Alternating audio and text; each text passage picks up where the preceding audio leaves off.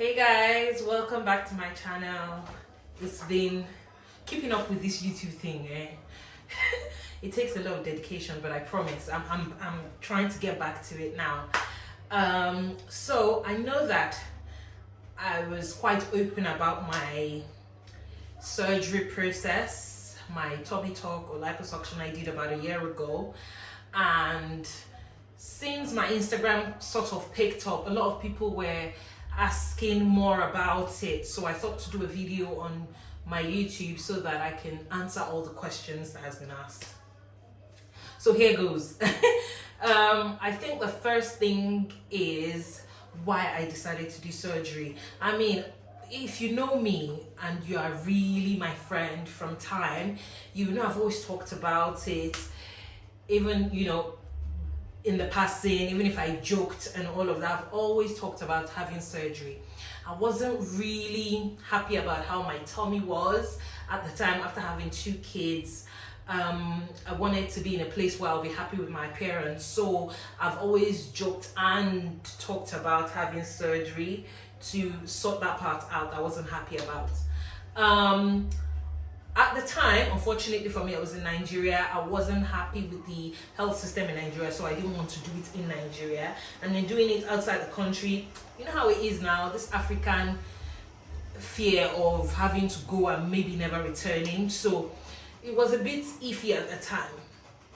Fast forward a couple of years after, we relocated. So it kind of became a little easier to do it in a more secure environment, like maybe going to Turkey or any other country. So I decided to go to Turkey. Now let's talk about that. As you already know, as a Nigerian, to go to Turkey you have to get a visa for it. The Turkish visa wasn't like the usual Schengen visa where you just apply to one of them and then you can go to other Schengen countries. Turkey was a little different. It wasn't part of the Schengen area, so their own process was personal to them. So you have to go to London. Well, I live in Manchester, so I had to go to London. If you're in London, it's easier for you. So I had to go to London to apply. I'd already done the application online, so it gives you this appointment. You know how it goes now. You go online, you book it, you pay for an appointment date, you go there with your documentations. The list of what you need is on their website, so it was more or less easy. Prior to that, I had searched for my the doctor, the hospital, the pricing, and all of that. I told them I needed to get a visa, so they got me a letter from the hospital so that I can take it to the Turkish consulate and they would give me a medical visa. So I took that to London. I booked for it. Typically, it takes about 6 weeks to get the visa done, I think, if you're lucky. But then that's 6 weeks from your appointment date when you go there.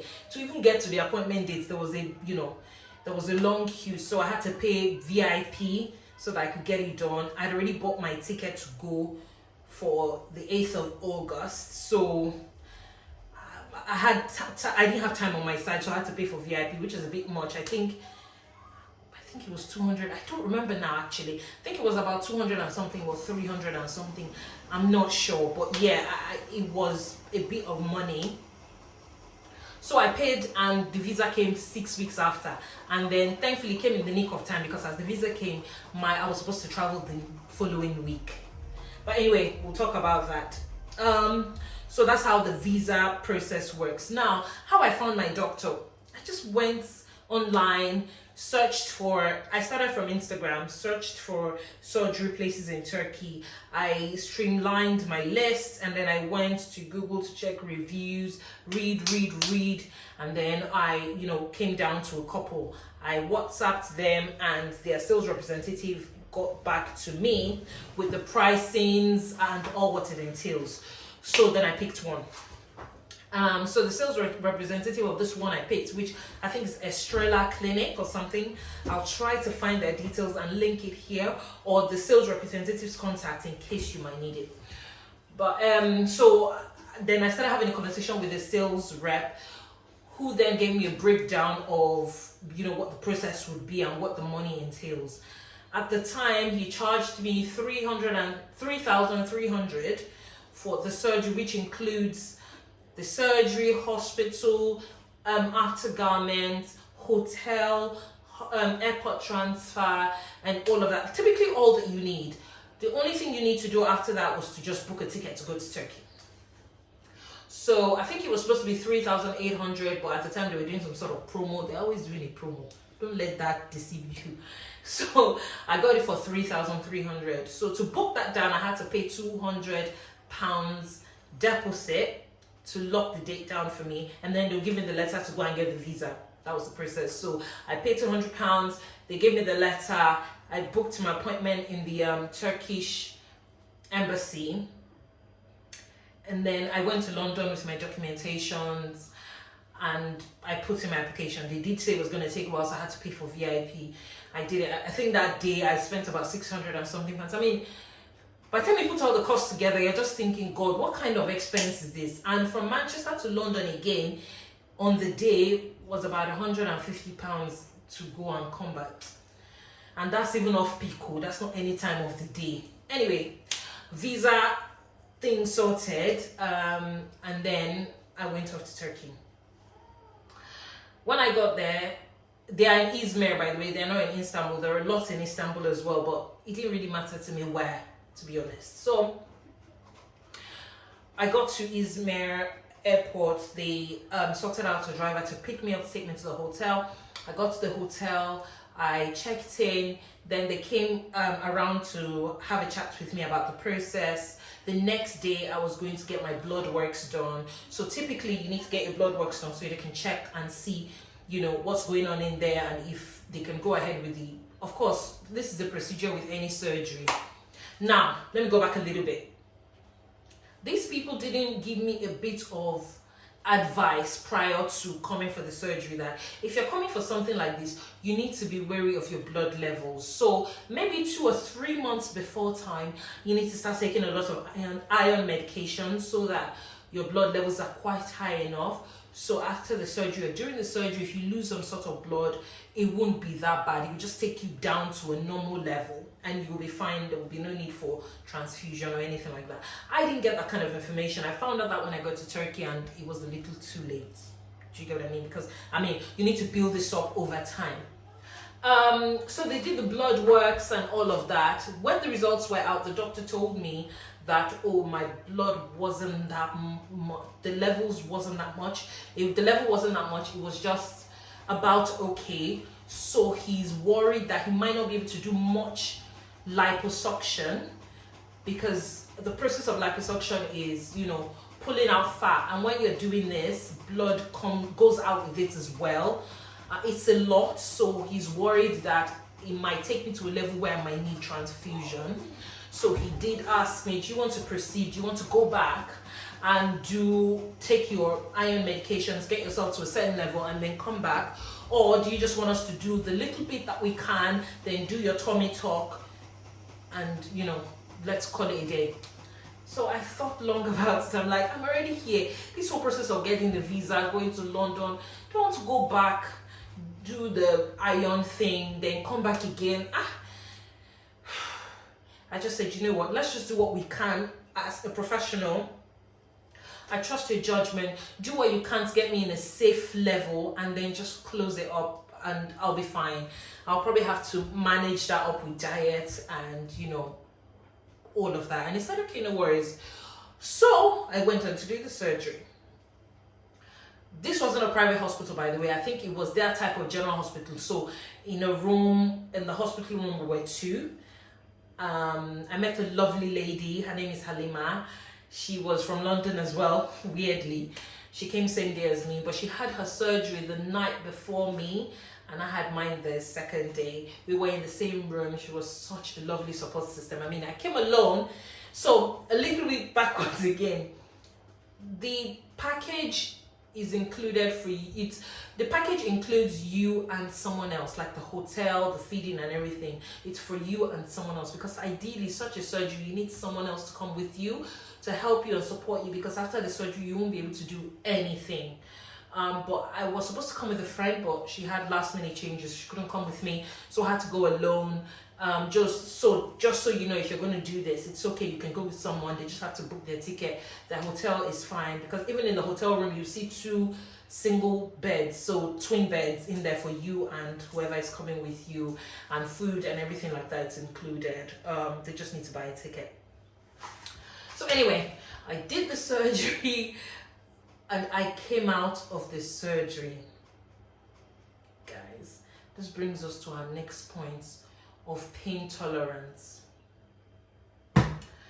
See, if you've done what's it called, CS before, you will get a little glimpse of what I'm talking about. It's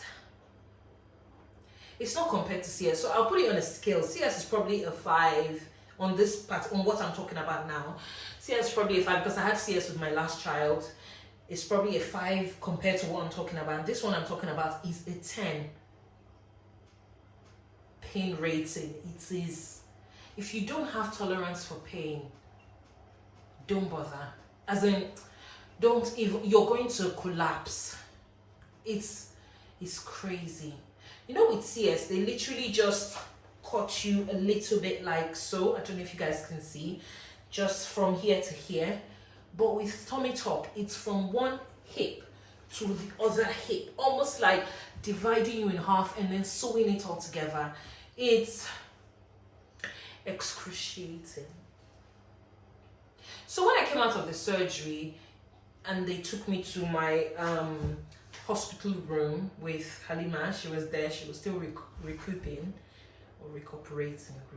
whatever. Anyway, she was still there. The moment I woke up, and they explained to me that they couldn't give me pain meds until I woke up. They wanted me to wake up first, and then they would then start administering pain meds. And the pain meds, which was morphine, is the type that they have to start giving it to you slowly to see to what point that you can tolerate. So that could take hours. So you are dealing with pain for that long, that kind of pain. I woke up into the pain and I was screaming to the extent that I had no voice anymore. It was crazy. I felt like I was going to die. And I was just thinking in my mind, who sent me? Who sent me? I was screaming, morphine, morphine, help me, please. It was bad. And they were coming to give me morphine, but they would give you a dosage, then wait to see how that is going to help you, then come and add more. They couldn't give you a certain dosage because they can't even explain how the pain is working for you. Only you can tell to a certain extent when it starts working, potently. I've dealt with that pain for hours. Oh my God. It was the worst. And I was dealing with pain and cold. So typically when they do the surgery, I think they lower your body temperature to a certain level. So I don't really understand how that works, but that's what they did in the surgery room to do all what they had to do. So I came out shivering, cold, and trembling. They would cover you up completely, with duvets and everything to regulate your body temperature while you're managing that pain as well, and then screaming for morphine. Oh my God, I wish I had gotten this on video, but I couldn't. Number one, I was the only one. Number two, the other lady was going through pain as well, but of course hers was manageable already because she had hers 24 hours before. It was crazy. Eventually, I was able to get to a level that I could, manage the pain myself in conjunction with morphine, and it was a bit okay. Bear in mind that when I got there, my period decided to surprise me. I don't know how this period eventually came on the day of the surgery. Now, before I went into surgery, the doctor came to have a chat with me, and he was like, if you're on your period, you need to wear tampons so that doesn't disturb me when I'm doing it. I've never worn tampon before, by the way, so I don't know how it works. I read about it. I had bought it. The nurse had bought it already for me because I told her something was coming. So then I went into the toilet. I did it as it was supposed to be done. I pushed it in, and then I went for the surgery. Then I came out. with period pain, surgery pain, and the cold and shivery nature of the temperature drop they gave to me. It was the worst experience of my life. I thank God that I'm still alive, because anyway, so after the surgery, the doctor was like, well, you now told one of the nurses that they need to come to me to help me change the tampon, because of course infection and all of that. So the nurse came. In the midst of that, I wasn't even myself. I wasn't even listening. I didn't even care anybody that opened my bum. I just don't care. Just get the job. And then they helped me, but I don't think I pushed the tampon in enough, so it didn't absorb. So the moment she pulled it out, it was empty. But then before she looked down, everything just came. Hey God, what an embarrassment. I felt sorry for her. She did all the cleaning, she did everything, and she tried to encourage me, I'm gonna be fine and all of that. And I mean, it was good. I didn't have someone there for me, but the nurses were really nice. So they managed me with morphine and all of that. I couldn't get up for 24 hours. I couldn't. Food in the hospital was shitty. Number one is turkey. So what kind of food do they want to give? Very bland food, by the way. And that is one or two reasons. Because it's Turkey, European place, and because you just had surgery, of course, you can't eat anything, I think, within the first 24 hours until you pass gas or wee or poop or things like that. So it was one of the reasons why we didn't have much there. So the next day, the nurses came by and they were forcing me, you need to get up now. You need to get up now. You need to start walking around. I'll post that video up here when I decided to get up and start trying to walk. I had tubes in me that was trying to get out the excess water and blood that were accumulating in that area. Of course, that was the body's way of responding to trauma in that area. Sorry, that noise is my dishwasher. Sorry, bear with me. So it was trying to respond to that area. So you have like this surgery tubes. There's a little bottle at the end to just help you with that water. Before you leave Turkey, that needs to reduce very drastically so they can remove it, and they know that that wouldn't accumulate there for you to make things easier. So fast forward, I was in hospital for 2 days, and then they transported us back to the hotel to then stay the remaining days. This trip was supposed to be 8 days, and then we can go back to the UK, provided everything is fine and the liquid that is coming out through the tube is reduced to the barest minimum, provided everything is fine. So I was there for 8 days in total, and then we went to see the doctor, and then he checked to be sure, looked at the quantity. When I'm supposed to be emptying it, by the way, so look at the quantity to see how long I emptied it, when was the last time I emptied it to what it is now, and he said, okay, you'll be fine, and then they pulled it out. And then I came back to London. They provided, and the first Faha, it's part of the package, and when you come into the UK, you realize that you can't continue with just that one. You need to buy more, because it's going to be an everyday garment. You need to wear it at least almost 24 hours, because since you just had surgery, there's potential swelling, so you need that to keep your body at bay while you recoup.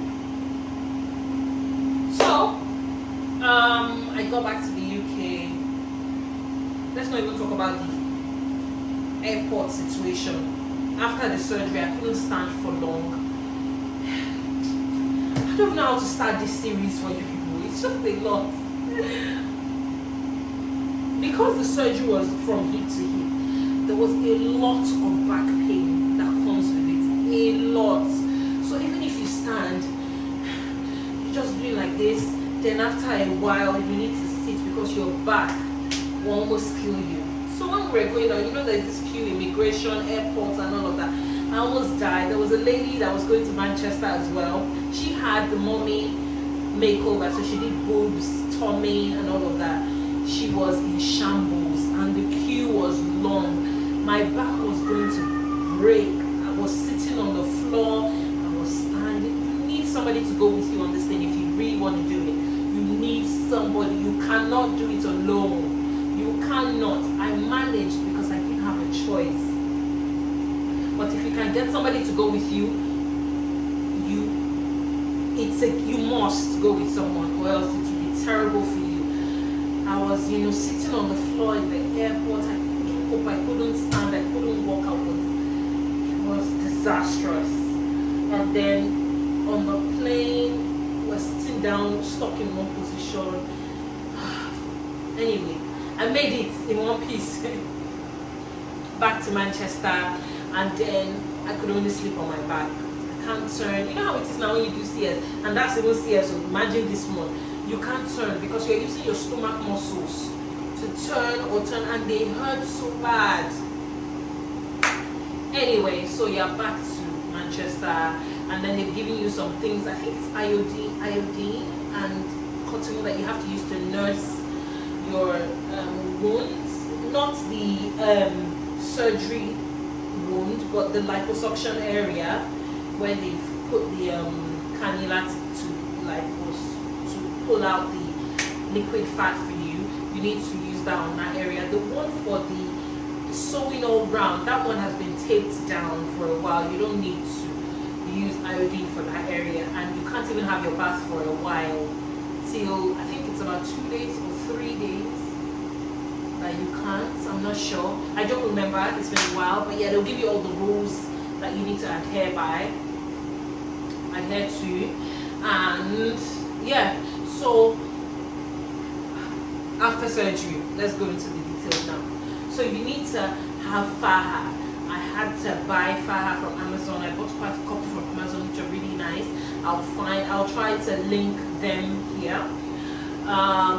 So as you go with the faha, the swelling will be reducing, so you find yourself changing sizes. If you can find somebody to help you adjust faha as you go, that would be great. If you can't, you might have to keep changing. So in America, they're very good with this. There are loads of people that help adjust faha. I haven't found in the UK, so I had to keep buying.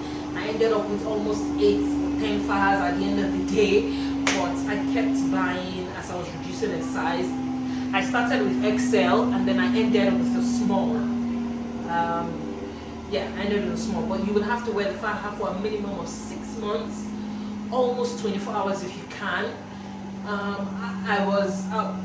So because the surgery made my tummy somewhat numb, if I don't wear the faha, I felt naked, like there's something wrong. I'm not complete. So I was so addicted to it all the time. I didn't need somebody to tell me I needed to wear it. I was wearing it all the time because it made me feel somewhat put together. So it wasn't an issue for me to always wear the faha. By the way, faha is not a waist trainer. Waist trainers are very uncomfortable with steel and all of that. Faha was different. It was very comfortable. It was just somewhat like a tight undergarment, but it was very comfortable. You see, there's no steel in them, clothy and all of that. It was comfortable. I used to sleep with it, so it was very comfortable, trust me. So yeah, and then after I think 2 months, you're supposed to start having lymphatic massages. That's another part of the money. Lymphatic massages are supposed to help you, they massage it in such a way that the liquids, the extra blood, the extra liquids that the body produces because of the surgery, the trauma and all of that, would come out of your body, voluntarily, instead of just staying in one place and making you feel swollen for a while. So these professionals, which you will have to book, they know how to do this. They know where the lymph nodes are. They know how they get it out. All you need to do is just stay hydrated throughout the day, and it would come out with your wee, typically. So you have to do it, I think, ideally, maybe 3 times a week. One session was about £120. That's another extra money you have to spend. Was about £120. I will show you up here a quick video of how I was getting mine done. I had a lady that used to come through to the house. I did mine. It was a home service as opposed to going to the spa. They did the lymphatic massage typically on the stomach area and on the back, because remember I told you about this back thing. So I had to stay really hydrated throughout the day for a long time. So this had to go on for at least 6 months. So if you're doing 120 pounds 3 times a week, that was about 360 pounds. In a month, you're looking at about 1,500 on this. It got to a point I had to reduce it to 2 times a month. You know, you just have to manage yourself. So yeah, it's quite expensive, and this was every month for about 6 months at least. After that, you can now start reducing the frequency that you wear your faja. You can then wear it for, I think, 12 hours a day after the first 6 months. I didn't used to do that, to be honest. I was still wearing it every day. At that point, I think I was already on a medium, and I kept going. I was really determined I wanted to get to a small. So yeah, I was wearing it continuously, so you will have to be spending money on fajas as well. Faja I was buying on Amazon, I think they were 40 quid or 45 pounds. The other types of fajas that help you, especially the people that actually do their bum, BBL, I think those ones, they have to make them for you depending on your size. Those ones were, I think, those Colombian ones, you probably have to buy them at $200 or $300, but they're really good. Those ones, if you can afford them, buy them. Those Colombiana ones, they do them in Nigeria as well. I bought one for 150,000 naira, and I still have it actually. So those ones, they make it to your size. So that was the issue I was having with the Amazon ones. They are like off the shelf sizes. So, but then again, your body, the way it's been sculpted, it's different. I have a smaller waist. If you notice, I have a smaller waist compared to my hip. So my waist at the time was 32 when I'm 33 now.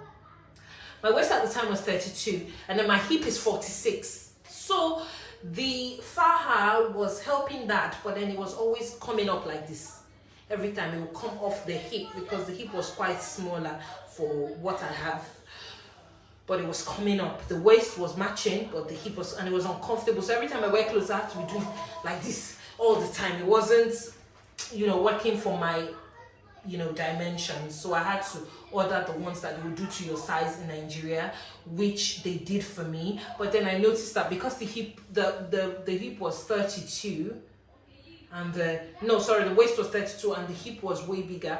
It used to give, the waist trainer did it for me, gathered a lot on this area, making me have more back pain. But anyway, I guess as the time goes, you'd figure out what really works for your body and adjust as it goes. So yeah, that's that for you. So let's talk about a year after surgery. I mean, it's been amazing. I'm happy. I love where I am now. I'm glad. I look at myself sometimes and I'm like, I'm glad I took this step. I mean, it's scary. You would be worried. A lot of things would go through your mind. What if I never get back? My children, my husband. I was scared. I'm not even gonna lie. I was scared. But then when I read a lot of reviews, let's think about it.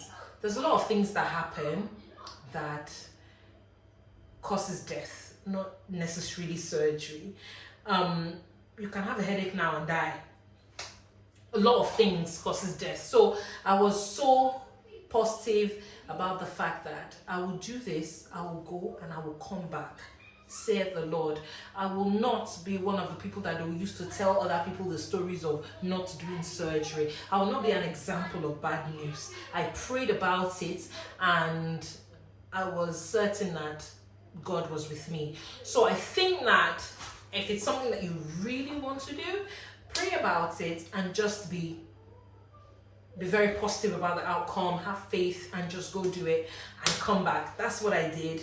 1 year down the line, I'm very happy with my results. I mean, even though it's not as I kind of dreamed it to be, like really flat and stuff like the way it is out there. And that was because, of course, they couldn't do enough liposuction on me like I thought they would because of my blood levels at the time. But either way, where I am, I'm still very glad. I don't have the folding mommy tummy anymore. It's just normal. May not be extremely flat sometimes, but it's just normal. I'm glad I don't have a pot belly. That's the most important part. Now, what I've learned over time is most of the people that have extremely flat tummy probably didn't have just one surgery. You won't get the excellent result from just one surgery most of the time. Usually a journey. A lot of people out there have probably had like 2 to 3, 4 surgeries.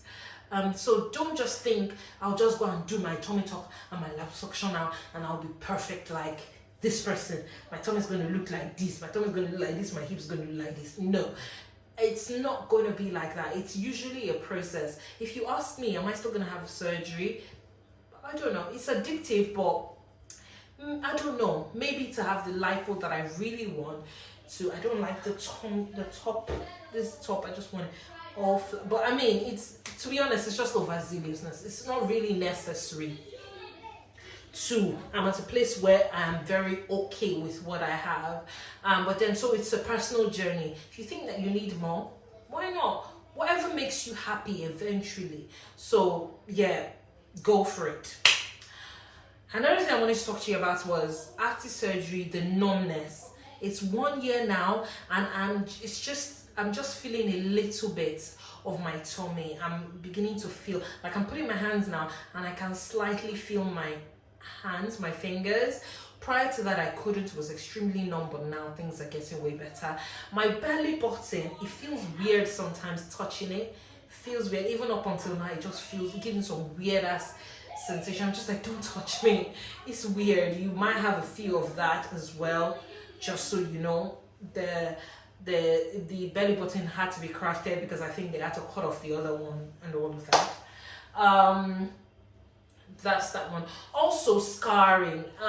This is person by person basis.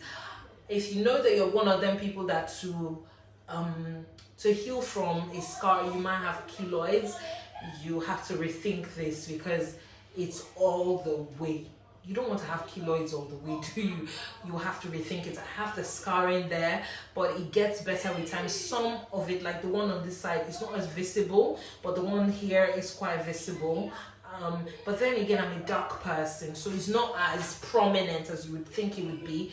If I were really light, maybe that might be an issue for me. I'm not sure. But now, to be honest, I love the way I feel compared to what it looks like. I'm not going to be walking on the streets with a low hip trousers to show my lines anyway. It's going to be really covered all the time anyway. So the prominence of the scar is not really what I'm really bothered about at all. I just want to look good and I just want to feel good. As a mother of 2 kids, I just want to feel good. I mean, my tummy wasn't the only area that I wanted to sort out. I wanted to sort out my arm as well. As you can see, I have very big arms, but I mean, to be honest, you can't have it all. I've learned that over time. I can't have it all. I sorted out the tummy part, which is okay. I wish I could with the arm, which I'm probably thinking about for future. I'm not sure. I'm not sure. Let my husband not hear this one. But if I can, maybe I could with my arm. I could, because it really affects my sizing. If I have to wear long sleeve tops, I can't wear a size 14. I have to wear like a size 16 or an 18 because of the arm, you know. So it defeats the whole purpose. But anyway, it doesn't matter. I still manage to get by with clothes and things like that. So I'm not sure if I've covered all the things you want me to talk about this surgery thing. It's been a long time coming to do this video. Everybody keeps asking, and it's just been one thing or the other to put the video up. So I just thought to do it today. As you notice, I've been in the kitchen since I've been doing this video, because if I say let me do a proper setup, I will not do it. So I said let me do it while I was baking, because I have cake in the oven